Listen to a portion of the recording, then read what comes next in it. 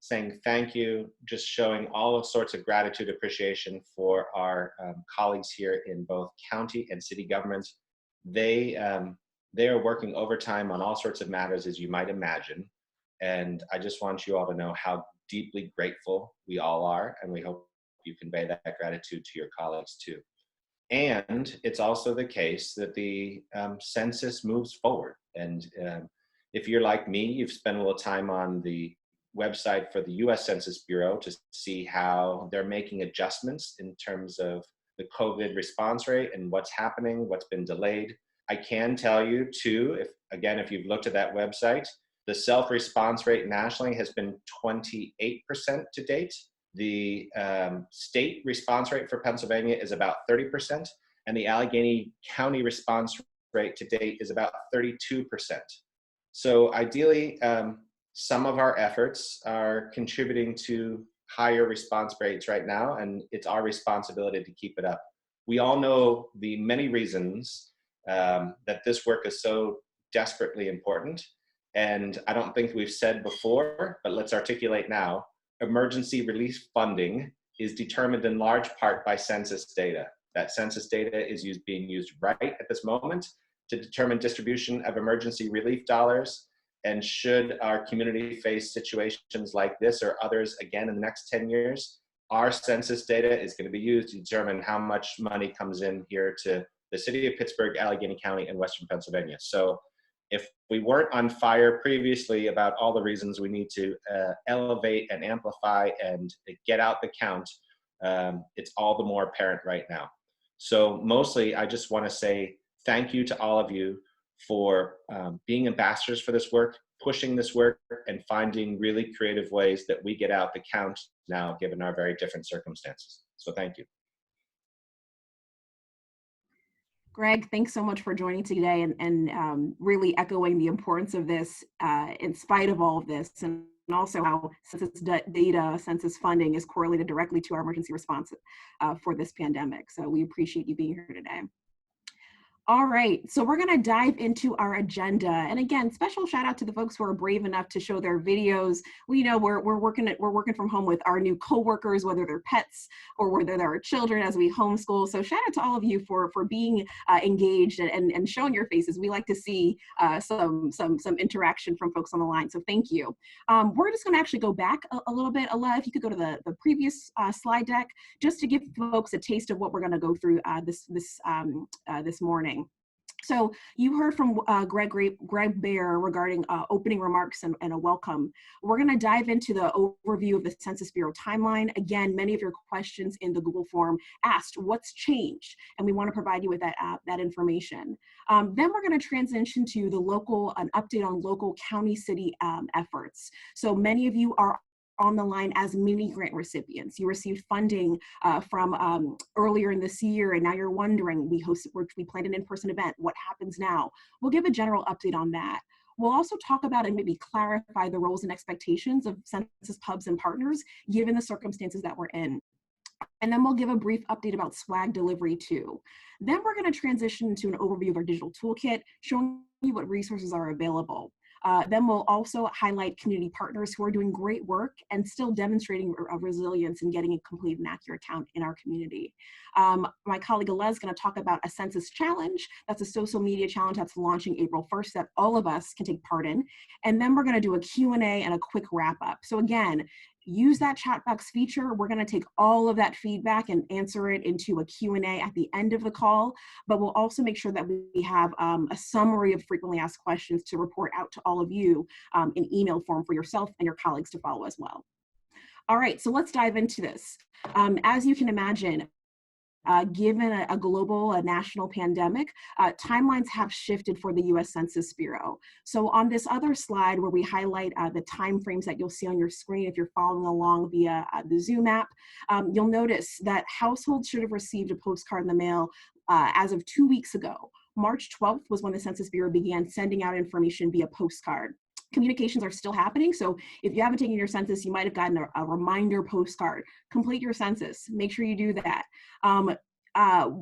as a general update too, because of COVID-19, the Census Bureau is making sure they're adhering to federal as well as local guidelines about how to ensure their operations in spite of all of this, in spite of this new territory of social distancing. So just so that you know, the Census Bureau has adjusted their in-person or field operations to be mindful and watchful of this pandemic, so they're not jeopardizing their staff or also the communities that they're going out to. But just a general update, what you want to get from this slide is that with all of these changes in place, with all this enumeration sequences happening, the Census Bureau has at the moment pushed back the initial end date for self-response. So if you were following along, July 31st was the typical self-response end date, meaning you could respond online, via paper, via phone. That end date has been extended to 2 weeks because of COVID-19. So as a result, your ability to self-respond is August 14th. And that's that window until things wrap up. So August 14th is the last day to self-respond to the census. And again, the Bureau is going to be assessing, can they send enumerators or census takers out into the field to do door knocking? They're going to be watchful of this pandemic, and they'll communicate those guidelines to us. As this is updated, we will make sure that we communicate any updates to you, our wonderful, vibrant community of partners and hubs who are really committed to get out the count. So again, we'll keep you posted. The key takeaway is that yes, the deadline has been extended to August 14th at the moment. We like to say is sometimes things are fluid with the census, and this is one of them. So bear with us as we try to hear back and communicate effectively to both our community partners in this effort. So let's talk a little bit about the key messaging. In spite of all of this, as Greg mentioned, the census is still taking place. And the message coming directly from the Census Bureau is that it's never been easier to respond on your own, whether that's online, over the phone, or by mail, without coming in contact with a member from the Census Bureau. Again, we're all practicing social distancing. Most of us are trying to work remotely. But again, the Census Bureau is mindful of that, and they're making sure that they're adjusting their operations. But our message is clear. Census operations are still continuing, and we want to make sure that we're communicating that effectively to the community. So going on to the next slide, we're going to talk a little bit about local updates to our efforts. And we're going to start first with our mini grant recipients. We know that on the call, there is a beautiful community of folks who received funding to further their census efforts. There are members who are part of our Complete Count Committee who are on this line as well. In addition to their partners and hubs who volunteer their organizations and themselves to share information. So let's tackle that first bucket of mini grant recipients. Barb Taylor, who is the executive director of the Grant Makers of Western Pennsylvania, is unable to join the call. So we'll give a brief overview on her behalf. And just to level the playing field in case there was any misunderstanding, there was a mini grants program that was launched in late January that encouraged local community-based organizations to respond and submit a brief proposal about how they would do effective outreach in their community in preparation for the census. That first round of funding has closed, and at this time, all mini grant recipients have already received an awards letter. So if you did receive an award letter, I'm talking exactly to you. Many of you submitted questions asking, so in our proposal, we had said we're going to do X, Y, and Z events that were in person, that invited the community. Now that COVID-19 is happening, we can't do that anymore. That's understandable. You'll be receiving a communication from Barb Taylor, who is our fiduciary sponsor for that pooled fund that awarded funds to support those proposals. Barb will be sending out a note, if she hasn't already done so, to communicate that guidelines have been relaxed. We understand that your organizations are likely focusing on critical business operations, and as such, plans have changed, staff has changed significantly over the past few days. Grant Makers realizes that if there are questions about the particular event that you decided to host or wanted to host, please direct all questions to Barb Taylor. We, as your county city team, we can't speak to your grant application, but Barb Taylor, Grant Makers of Western Pennsylvania, can certainly do so.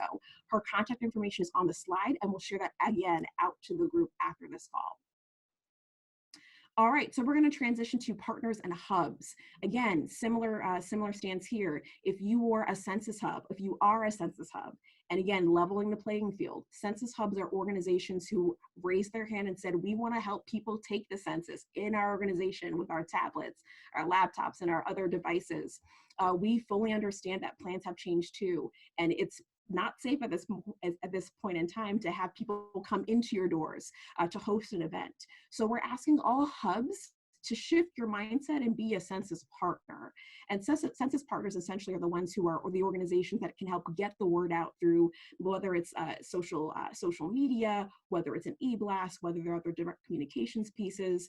And we'll talk a little bit more about how other communities are doing that, or other organizations are still being resilient and getting the word out in spite of having in-person activities. So again, just to communicate to the group, we understand plans have changed. That's okay. We still need your help to get out the count. And we will always be mindful. And we fully understand that the world is changing. These are strange circumstances that we're in. But we want to make sure that you still know that you can still participate. The outreach strategy will just look a little bit different. And then last but certainly not least, swag. A lot of questions we received on the Google form was, what happened to the swag? Well, COVID-19 happened to the swag. Many of the folks on the line who registered as census hubs and census partners, you had already outlined how many posters and flyers and bumper stickers or whatever we had shared with you on our Google form. Because of COVID-19, we were packaging and getting those ready to send out to businesses, organizations. But unfortunately, we had to close our office space, and many of your office spaces were closing. So it wouldn't have made sense to deliver swag to you. So at the moment, swag deliveries are on hold. When we get to business as usual, when that does happen, we will do our best to make sure that you are equipped with those tools so that you can get out the count. But we also want to make sure that you know that those that we plan to provide you with for in-person outreach are actually still available online.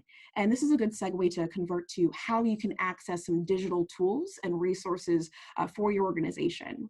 I'm going to turn it over to my colleague, Aleb Mohammed, who's going to give an overview. We see all of the chat buttons. We're going to take all of that feedback and distill it into a Q&A. So keep on texting us or chatting with us. We appreciate that. Aleb, I'm going to turn it over to you to talk about the digital outreach. Hello, everyone. Can you hear me? Thumbs up if you can. All right, cool. I'm seeing a thumbs up. Thank you all for jumping on this call, and I want to thank the people who were able to fill out the Google form ahead of the phone call, letting us know what challenges you're facing right now and what methods of communication you're relying on. Unsurprisingly, everyone is currently relying on digital platforms, so whether that's social media, newsletters, websites, those are the things that you guys are now using to communicate with your communities, phone calls. And we want to pivot our strategy to make sure that you have what you need to communicate effectively with your communities. And so for us, that means revamping our digital toolkits, which were before, like, they were okay, but now we're like hitting the ground running, trying to make them as best as possible. So some of the tools that we are trying to get over to you. The flyers that we were going to mail over, we are now going to provide online. And right now, if you go to becounted2020.com and go over to the For Organizations menu tab and then click Toolkit, you will find these one-pagers available. We currently have these one-pagers available in English, Spanish, Mandarin, Nepali, Russian, Uzbek, and Swahili is being uploaded. So we have these one-pagers available to you. We will also make sure to circulate them via email so that we just want you guys to get your hands on them as soon as possible. They come with a lot of information that we hope that you can use to disperse out to your communities. We also have, if you go to that toolkit at becounted2020.com, we have these graphics on there already. What we're going to do is in addition to making these graphics available, we will also make them available through Canva. For those of you who are familiar with Canva, it's an online software that you can use to edit designs. It's pretty user friendly. So we're gonna make these files available to you in Canva so that you can access them and add to the designs however you may think necessary. So for example, we got one recommendation from Marianne Lien that she could use these pictures, but even just adding something as simple as a hashtag in Chinese on these pictures is going to make a huge difference for her community. And so that is something that we want to make sure you guys have available to you as well. So we are working on converting all of these into Canva files. And again, we're going to make sure that all of this is available in one place for you so that you can go on and access these designs, but also make changes to them as you see fit. These are more designs that we are coming out with right now. We know that the one-pagers have a lot of information on them, and the one-pagers are PDFs that are not necessarily social media friendly. And so these designs take our little snippets of the information that you have on one-pagers. And so we are making them available to you. Also, the Canva files will be made available. As you can see on this screen that you have in front of you, we're trying to make them available in multiple formats. The rectangular formats are okay to use for both Twitter and Facebook. And then, well, I guess rectangular wasn't a great description. They're all rectangles. But the more vertical designs are the ones that we're hoping you can use for Instagram, so that's an option if you want to use it.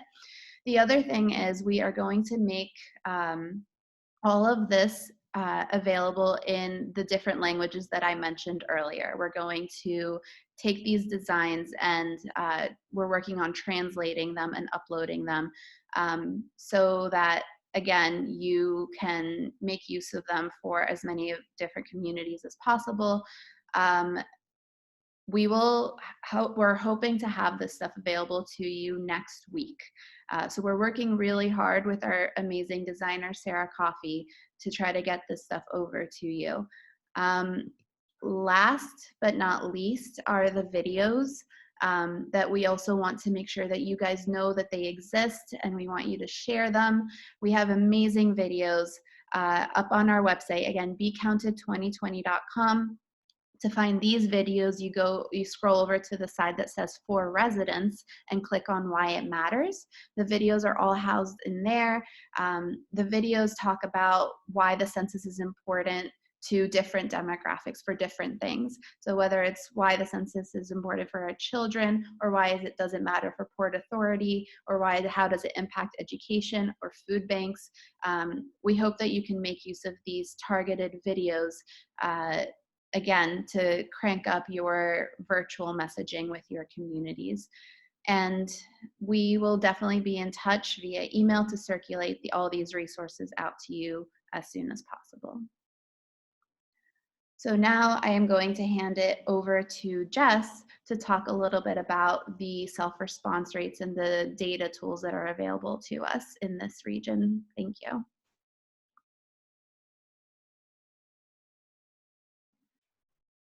Let me just make sure. Jess, you're muted.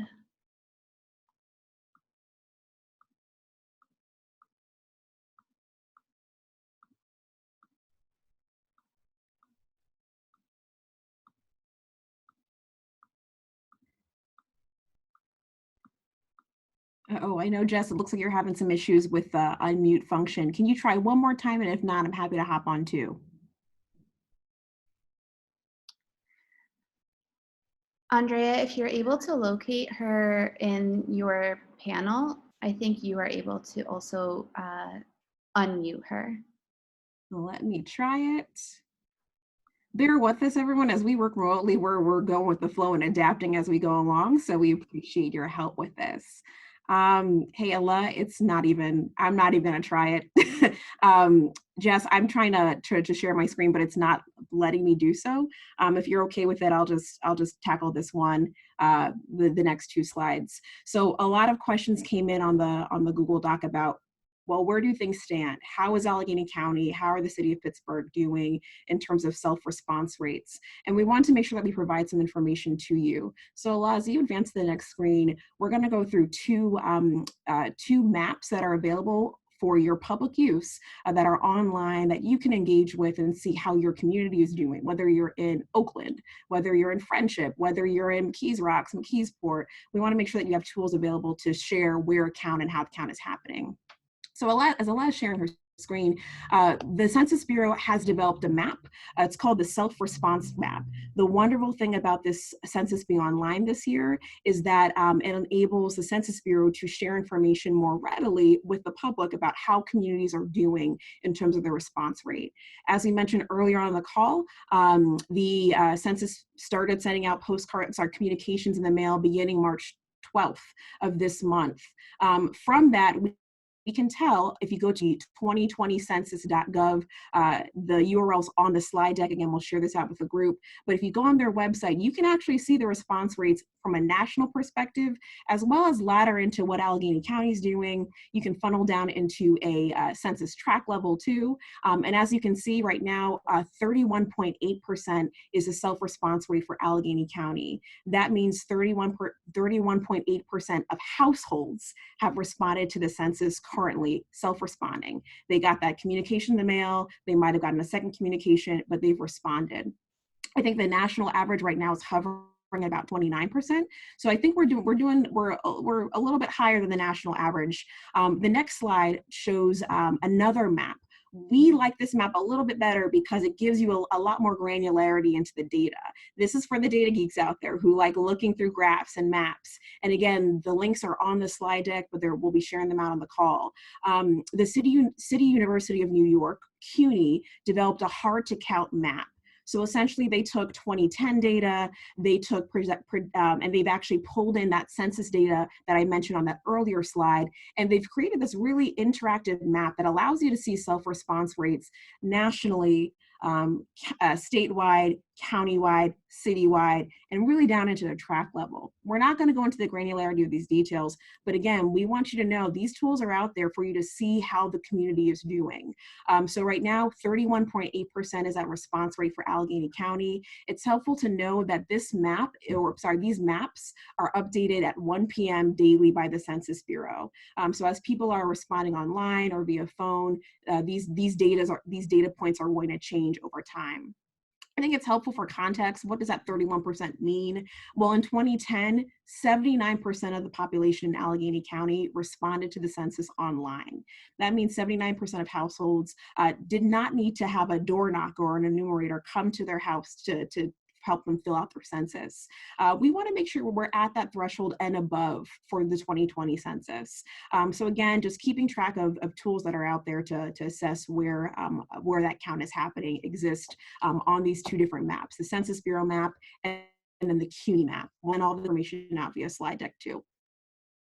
So we're going to transition the conversation now that we know where our numbers are at, where we're at as a county. I think I don't have that number for Pennsylvania as a whole. I think we're trailing slightly higher than the statewide self-response rate.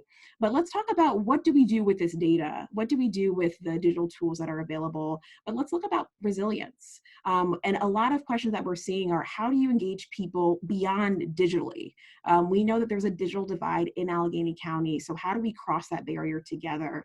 We wanted to highlight some community partners, and I'm going to turn it over to my colleague, Faye, who's going to highlight what communities are doing to get out the count offline and online. Awesome. Thanks, Andrea. Can you guys hear me? Can I get a thumbs up? Awesome. Thanks a lot. Again, thank you guys for joining us on the call. As my colleagues have mentioned earlier, because of the COVID-19, we know that we all have to switch our strategies. So I want to be able to hear from community partners who have started to do that work. What innovative things are they putting in place so that we could all kind of learn from that, and we could start, thinking a little bit of what could we do in this time period when people are home? What could we take advantage of? So if I'll have you move to the next slide, I can introduce our first person. So Kelsey Dignian, who is part of our Complete Count Committee, and has been doing a lot of great work in doing trainings and getting the word out about the census. So Kelsey, I'll turn it over to you to be able to talk about some things that ACLA, Allegheny County Library Association, has been doing during this time around COVID-19, around digital storytelling to get the word out about census. Thanks, Faye. Good morning, Yeah. everybody, or I've lost track of time. Afternoon. Just. Yes, my name is Kelsey Degnan. I'm the Communications and Connections Coordinator at the Allegheny County Library Association. I did see there were some library folk on the line, but for those of you who may not be familiar with the landscape of libraries in the county, ACLA, the Allegheny County Library Association, we are a federated system of 46 public libraries with over 70 locations countywide. I was really happy that every single library location in the county signed up to be a census hub. So we had a really great representation and regional spattering of locations where people, residents in the county, could access census information. Of course, we're trying to think about ways that we can shift that from what we had expected to do, which was provide people with the technology and the information professionals, librarians and library staff, to help answer these census questions, and how can we digitally engage people. So we had organized through the Complete Count Committee, we had access to these We Count children's storybooks, which was vetted, these stories, this book, beg your pardon, was vetted by the Census Bureau.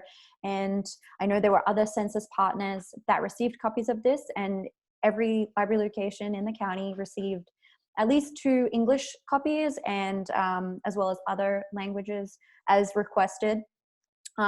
But we don't have access to our libraries anymore in their physical form. So we have organized to hold 2 video story times, one in English and one in Spanish. And that will be, we're in the works for that, but those will be available, and we will make sure that we can share those with all of the partners, the census partners and census hubs, so that you can continue to link to the video. And that's something that many libraries are now looking at is digital story times, digital activities, as I'm sure many organizations around the region are looking at. And very briefly, I will mention that we're partnering with WQED at the moment. We're working through all the details to create a digital outreach initiative that would encourage families to participate in the census. So we know that many families are now in the position that parents are also teachers, and that can make for some long days. We wondered if there was a way that we could help and bring together existing resources, existing content, and present it in such a way that partners like you on the call can then just be resharing what we're posting, whether it's Census Bureau educator resources, our digital story times. PBS has some great Sesame Street census content, those kinds of things. So can we gather all that together and share it with you so that you can then continue to push it out? We'll have more on what that will look like. At the moment, we're thinking it's going to be weekly shares, but we will be sure to keep you in the loop, because we want your help in trying to make this a regional push, so that we can saturate families in the region and encourage families' participation in the census.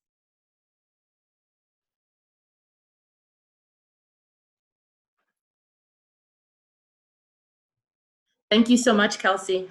And again, we do have the Q&A portion at the latter end of the call. So again, please feel free to jot down your questions on the chat, and Kelsey could answer that if you have any questions following up. Next, I want to introduce another community partner, Laura Perkins, who works for Casa San Jose. They've been doing incredible work around the census as well. So Laura, if you could share what you've been doing around text banking with our community.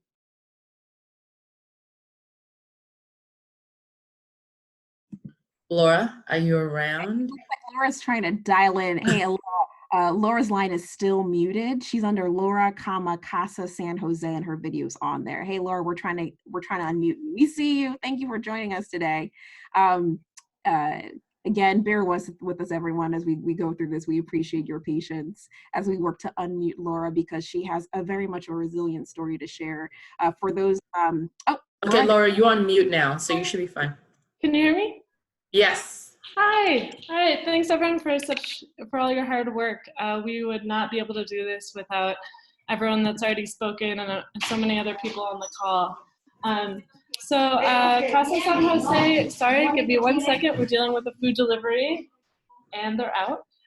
Casa San Jose started off, we made our own pledge cards in Spanish. I'm not sure if you can see this, but, oh, that's in English. There we go, there's the Spanish version. But yeah, here's the Spanish version. And we had people fill out the bottom a pledge card saying that they will fill out the census. We had 300 community members fill those out, and then we also knocked on 1,200 doors in Beachview, which has a high Latino population. Our plan was, as a census hub, to invite everyone to our office and fill it out while we had fun with our kids, drank coffee, and provided our normal services. But we have adjusted. Now we have that incredibly helpful Spanish language line, the 844-468-2020, that we've been focusing on handing that number out and encouraging people just to call, whether or not they got anything in the mail. We still will be doing text banking on April 1st, Census Day, where we're gonna get 3,000 texts sent out. And then after that, depending on how many responses we get, we'll do a phone banking after that. So that's what we've been doing.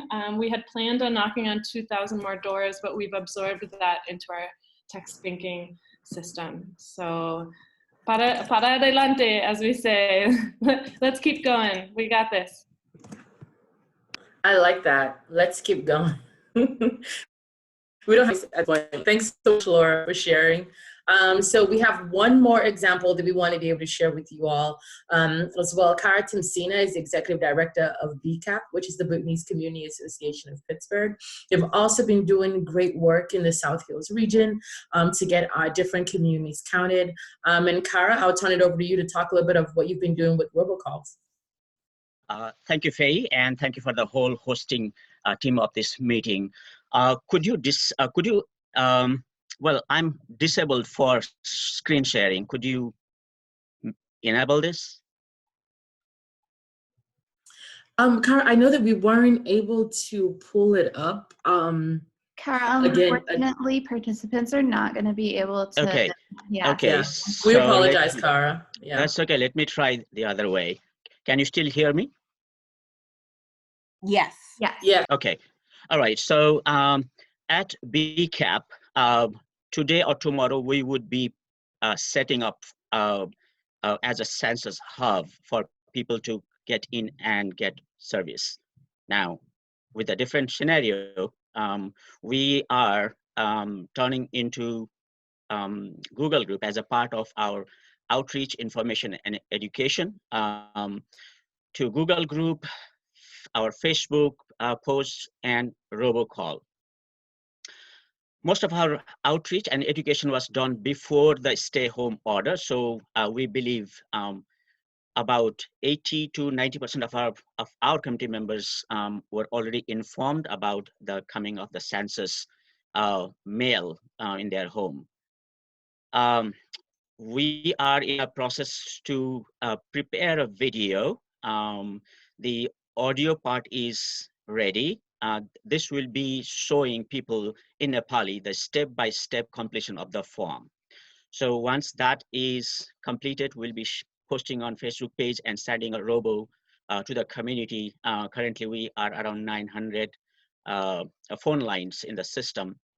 So we'll ask people to share that message, asking people to get to our Facebook page and take the help of the video to complete forms. There is a robotext in line for share that will also help people remind themselves. Side by side, we have now all phone calls going to our office phone forwarded to staff cell phones. So we are taking turns to take phone calls from directed from the office. So we have already helped actually complete a lot of families complete their forms by phone. So that will continue. About half an hour before this meeting began, I sent an email to the committee members, and that has around 300 members. There were already 21 people who said they completed and helped other families. So by the end of the day, I hope to get some idea of what percentage of our committee members have completed their forms. And then we have urged people to complete their forms by the end of April instead of waiting to the last month, initially June 30th. Our people will be kept informed of. Side by side, we are also doing this with the Burmese community. We have a few educated Burmese youths who are able to communicate to their community in turn, reminding and encouraging them to complete. Next, we are also developing paper flyers to be posted on all our ethnic groceries, reminding the visitors, shoppers, to complete the forms, and also offering them that BCAP will be available to help at all times. I think that is all at our end. Thank you. Wow, thank you so much, Kara. That a lot of great work BCAP is doing. So thank you all so much, Kelsey, Laura, and Kara, for sharing all of your great examples. We're sure that our partners on the call are already thinking of a lot of great things they could be doing.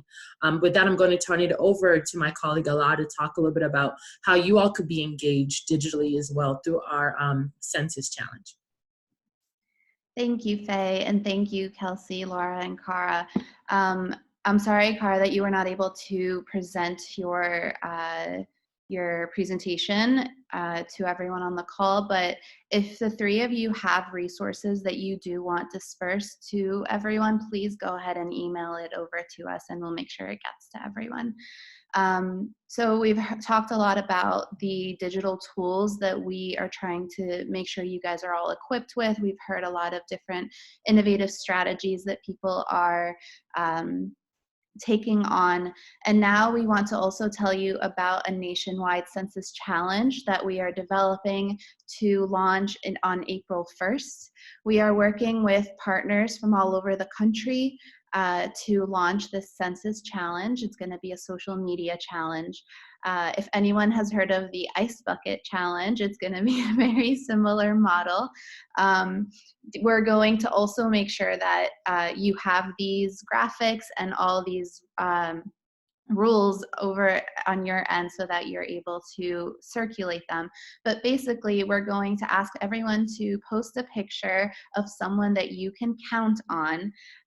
We're asking people to say why the 2020 census is important to you in the caption, and then tag at least 3 other people to do the same.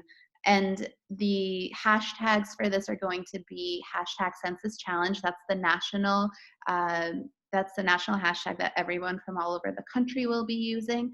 But we are also the regional, our Pittsburgh hashtag is going to be hashtag be counted. So that's an effort that we are going to launch April 1st. Please don't go live with it before then.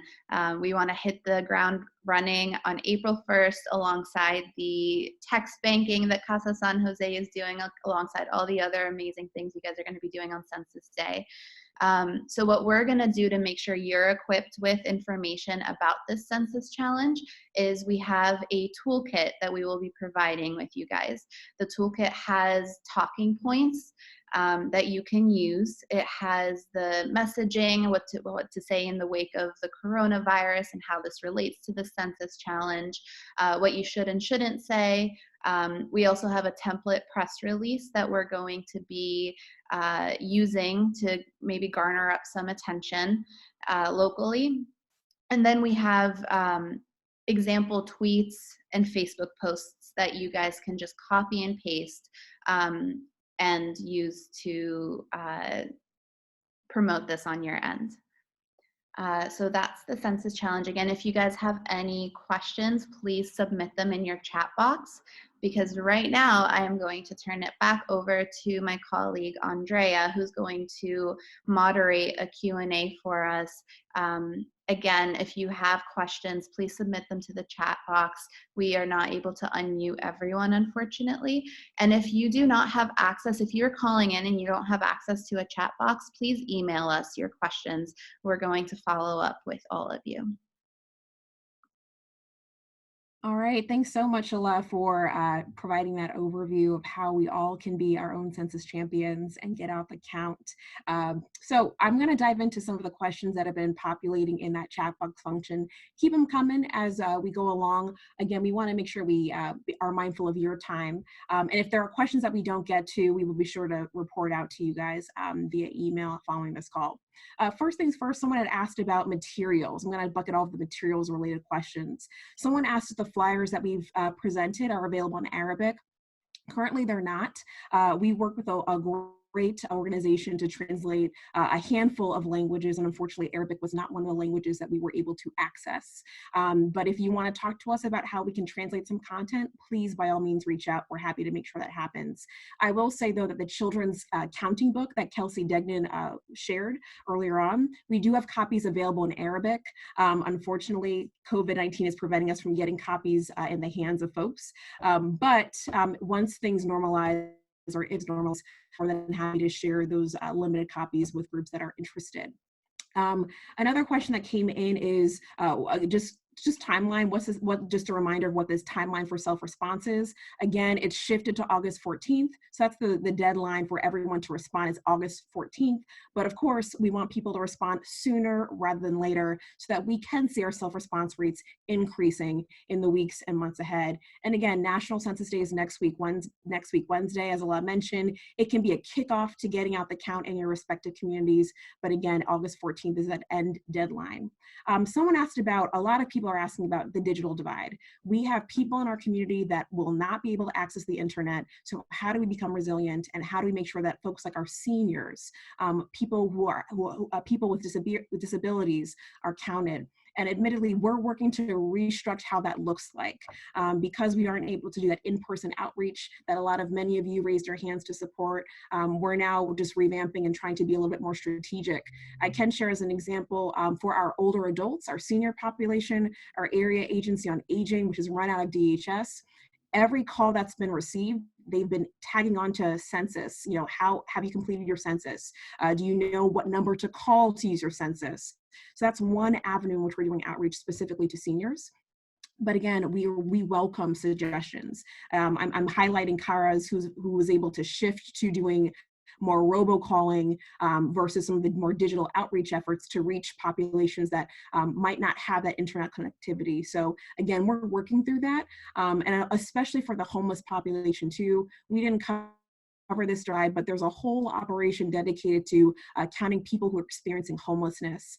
Because the field operations of the Census Bureau are shifting, so have those timelines too, and we're right-sizing our strategy to make sure that people experiencing homelessness are part of this count, working with providers through the DHS system and others. But if you're raising your hand to get involved in that, to provide strategies for how we can share out broadly, please let us know, because we'd be more than happy to and share a wider group.